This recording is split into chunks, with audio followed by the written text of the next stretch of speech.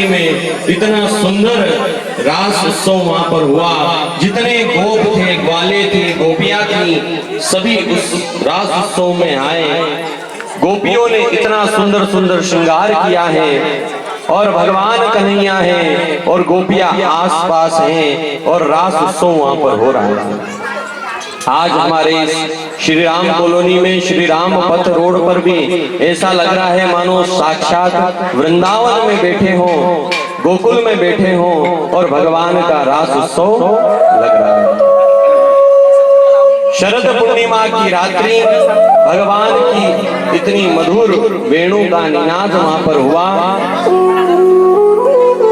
और उन गोपियों को अभिमान आ गया कि भगवान हमारे बिना तो रह ही नहीं सकते। कभी गोपियों के संग में नृत्य करते हैं, कभी गोपियों के चरणों को दबाने लग जाते हैं। ऐसी सेवा मेरे गोविंद करने लग गए तो उन गोपियों को भी अभिमान आ गया। और जहां अभिमान आ जाता है वहां पर मेरा परमात्मा नहीं रहता है। अभिमान में और भगवान में 36 का आंकड़ा है। अभिमान जैसे ही आया उस रास मंडल में से मेरे प्रभु गायब हो गए। मेरे प्रभु वहां से चल दिए, राधा रानी को संग में लेकर उस रास उत्सव को छोड़कर चल दिए। गोपियां विरह रूपी अग्नि में जलने लगी और भगवान उन गोपियों को छोड़कर चले गए, राधा को संग में लिया। राधा को भी अभिमान आ गया कि मेरे प्रभु मेरे बिना तो रह ही नहीं सकते। राधा को एक वृक्ष की डाल पकड़ाई और राधा को भी छोड़कर गोपाल चल दिए। गोपियां विरह रूपी अग्नि में जलने लगी, कृष्ण को ढूंढने लगी। हमारे गोविंद कहाँ चले गए? ढूंढते ढूंढते पीपल के वृक्ष के पास गई। पीपल से पूछा हमारे गोविंद को देखा है? पीपल ने कहा हमें नहीं मालूम। अरे आपके पास तो हमेशा नारायण रहते हैं, कहाँ है? पीपल ने मना कर दिया। तुलसी से पूछा, तुलसी ने भी मना कर दिया। गोपियां कहती हैं तुलसी आपके बिना तो एक पल गोविंद नहीं रह सकते, कहाँ है गोविंद? तुलसी ने मना कर दिया हमें नहीं मालूम परमात्मा कहाँ चले गए। और पृथ्वी से पूछा तो पृथ्वी ने भी मना कर दिया। हे शिटी, हे पृथ्वी, केशव के चरणों का परम धाम तुम्हारे ऊपर है, तुम तो बताओ कहाँ है? गोपियां विरह में जल रही हैं। कृष्ण की याद में गोपियां बैठ गई, राधा भी आ गई हैं और कृष्ण कृष्ण का नाम जपने लगी। एक गोपी ने दूसरी गोपी से कहा कि तुम कृष्ण बन जाओ, मैं गोपी बन जाती हूँ और फिर रास प्रारंभ करते हैं। गोपियां इतनी विरह में करुण हो गई, करुण हृदय से पुकारने लगी गोविंद को।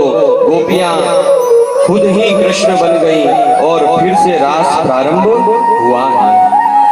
लाली देखन में गई, चित देखूं उत लाल, लाली देखन में गई, मैं भी हो गई लाल।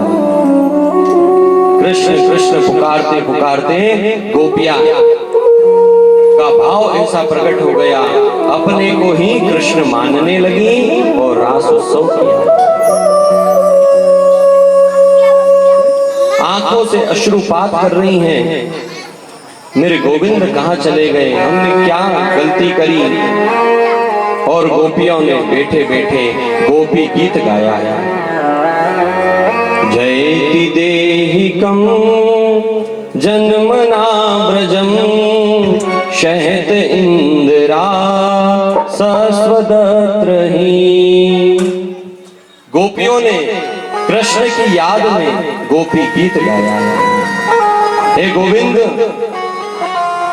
हे गोपाल, हम केवल इसलिए नहीं रोती हैं कि आप हमें छोड़कर क्यों चले गए, इसलिए रोती हैं आपके चरण बड़े कोमल हैं।